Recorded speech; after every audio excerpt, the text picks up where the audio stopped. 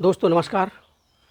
जैसा कि आपको हम एक एक चैप्टर लेके चल रहे हैं दोस्तों, और हम जिस चैप्टर को लेके चल रहे हैं हर परीक्षा में उस चैप्टर से एक क्वेश्चन पूछना तय है।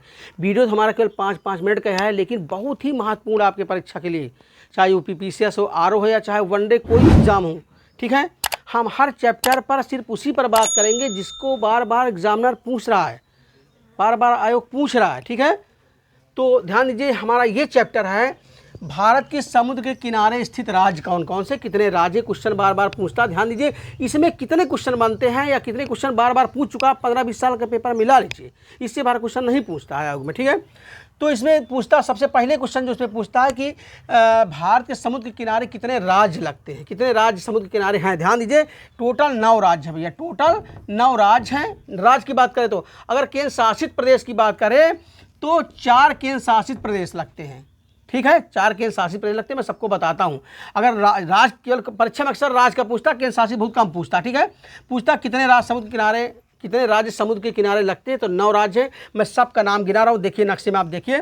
पहले देखिए, यहाँ से स्टार्ट होता है समुद्र हमारा, इधर देखिए हमारे स्थलीय सीमा, इधर स्थल है। ठीक है, इधर स्थल है, पहाड़ी है। ठीक है, ये सब पहाड़ी एरिया है, पूरा पहाड़ी एरिया पूरा, ये राजस्थान का मरुस्थल एरिया है।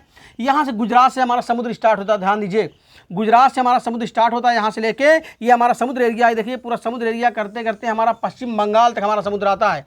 यहाँ से यहाँ तक भारत चारों तरफ से हिंद महासागर से घिरा हुआ, तीनों तरफ से। ध्यान दीजिए, तो स्टार्ट होता है, देखिए कहाँ से, गुजरात से हमारा होता है स्टार्ट।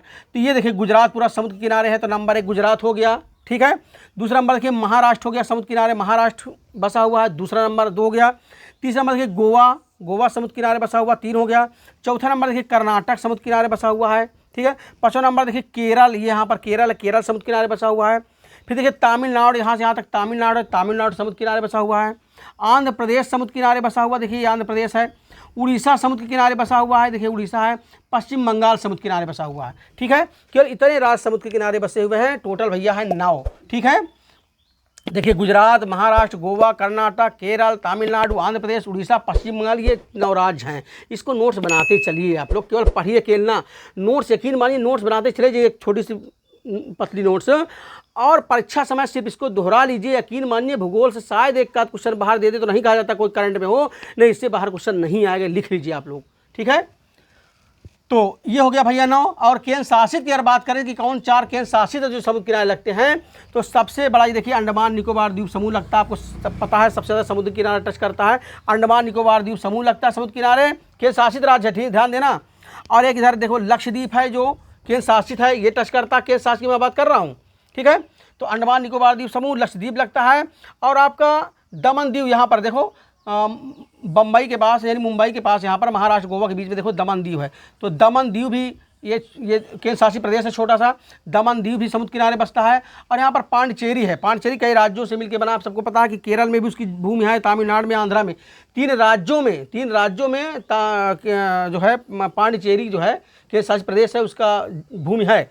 तो कुल मिला के पांडिचेरी भी समुद्र किनारे बसता है। तो 4 केंद्र शासित प्रदेश और 9 जो है राज्य बसते हैं। अब इसमें क्वेश्चन और क्या पूछता है, ध्यान दीजिए, ये तो हो गया 9। अब ध्यान दीजिए आप लोग, अब क्वेश्चन ये पूछता है कि भूमि की तटीय लंबाई क्या है, यानी जो तट की लंबाई है कितनी है, समुद्र किनारे हमारी जो लंबाई है, तटरेखा पूरी कितनी है। ध्यान दीजिए, तो यहाँ से लेके, ध्यान दीजिए आप लोग, यहाँ से लेके गुजरात से लेके महाराष्ट्र, यहाँ करते करते यहाँ तक पश्चिम बंगाल तक जो लंबाई है, उस लंबाई का है 6100 किलोमीटर। ध्यान दीजिए, तटीय लंबाई की बात करते हैं भूमि से, ये भूमि से सटा हुआ पूछता है। अगर पूछे कि भारत की मुख्य भूमि से लगा हुआ समुद्री सीमा कितना है, भूमि की बात करें तो ध्यान देना, तब 61 किलोमीटर है। अगर ये पूछे कि द्वीपों सहित, यानी ये द्वीप को छोड़ा, जैसे ये द्वीप है, अंडमान निकोबार द्वीप समूह है, ये चारों तरफ समुद्र में घिरा हुआ है, लक्षद्वीप चारों तरफ समुद्र में घिरा हुआ है, आपका पांडिचेरी घिरा हुआ है, आपका दमन द्वीप घिरा हुआ है। अगर इनको लेके बात करें कि द्वीपों सहित समुद्रिक सीमा की लंबाई क्या है, तो ध्यान दीजिए यहाँ पर आएगा 7516.6 किलोमीटर। ध्यान दीजिए, द्वीपों सहित, समझ गया ना। यहाँ अगर बात करें कि केवल सीमा की बात करें कि स्थलीय सीमा से समुद्री कितने किलोमीटर टच करता है, तो भूमि से तटीय सीमा है भैया 6100 किलोमीटर। ध्यान दीजिए। और अगर लक्षद्वीप, सॉरी ये अगर केस, सॉरी ये मतलब ये जो अंडमान निकोबार द्वीप समूह है आपका, लक्षद्वीप है, ये सब लेके यानी जो हमारे द्वीप हैं द्वीपों सहित पूछे भैया तो 75 से 16.6 किलोमीटर। ध्यान देना, गलती मत करना, द्वीपों सहित 75 से 16.6 किलोमीटर। और केवल भूमि की तटीय लंबाई पूछे, भूमि से सटा हुआ समुद्र किनारा तो 6100 किलोमीटर। ध्यान दीजिए। अगला देखिए, 9 राज्य और 4 केंद्र शासित प्रदेश है, तो पता है आपको हो गया। हाँ, दूसरा क्वेश्चन बनता है कि सबसे ज़्यादा किस राज्य की सीमा समुद्र के किनारे है। सबसे ज़्यादा कौन सा राज्य समुद्र के किनारा को टच करता है, ये क्वेश्चन बहुत ही महत्वपूर्ण है, कई बार पूछ चुका है, तो भूलिएगा ना, आप लोग नोट कर लीजिए।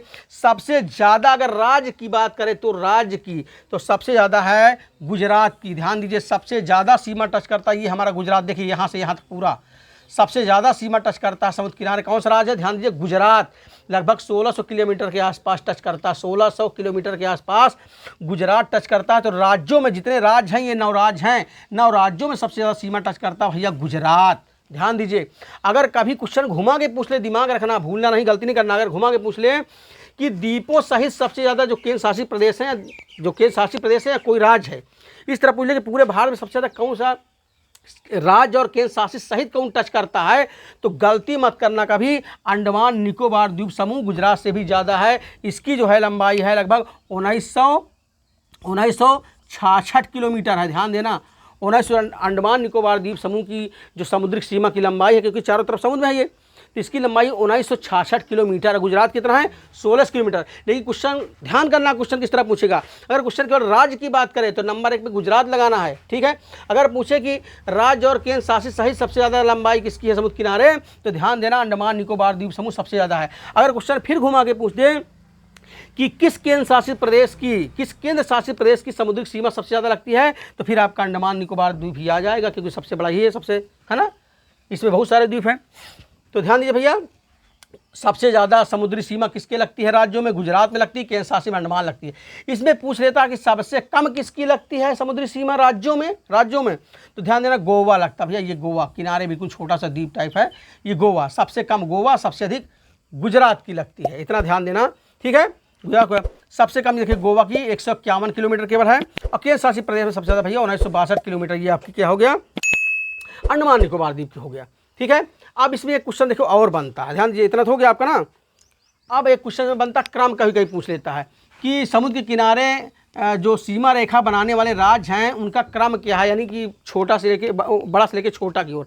तो सबसे ध्यान देना, इसको क्रम याद करना, 2-3 क्रम पूछता है, कभी नहीं पूछता फिलहाल, लेकिन ध्यान आप लोग करना। सबसे ज़्यादा गुजरात की टच करती है सीमा रेखा समुद्र किनारे, उसके बाद ध्यान देना आंध्र प्रदेश की टच करती है, आंध्रा वाला ये हिस्सा, पहला गुजरात टच करता है, दूसरा आंध्र टच करता है, फिर तमिलनाडु टच करता है, तीसरा नंबर तमिलनाडु, ये तीसरा नंबर तमिलनाडु टच करता है, चौथा नंबर महाराष्ट्र का आता है। ध्यान देना, समुद्र किनारे सबसे लंबी सीमा में चौथा स्थान महाराष्ट्र का आता है, 5वां स्थान केरल का आता है, ये केरल है आपका, केरल का 5वां स्थान आता है, 6वां स्थान आपका उड़ीसा में आता है, ये स्थान है उड़ीसा का है, 7वां स्थान आपका आता है कर्नाटक, ये देखिए कर्नाटक है, 7वां स्थान कर्नाटक आता है, 8वां स्थान आता है आपका ये पश्चिम बंगाल का आता है, ये समुद्र किनारे जो बसा हुआ, गोवा 9वां सबसे अंतिम नंबर पे गोवा का आता है भैया, ठीक है। तो 9 राज्य है, इनका ये क्रम है, इसको नोट्स आप लोग बना लीजिए। निश्चित रूप से इससे बाहर परीक्षा में नहीं पूछेगा इन चैप्टर से।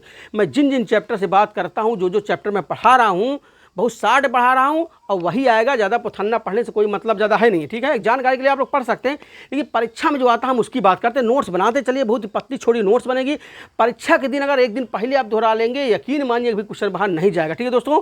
तो चैनल को आप लोग सब्सक्राइब भी कर लीजिए, क्योंकि अगला वीडियो हमारा आपको ताकि मिलता रहे, ठीक है।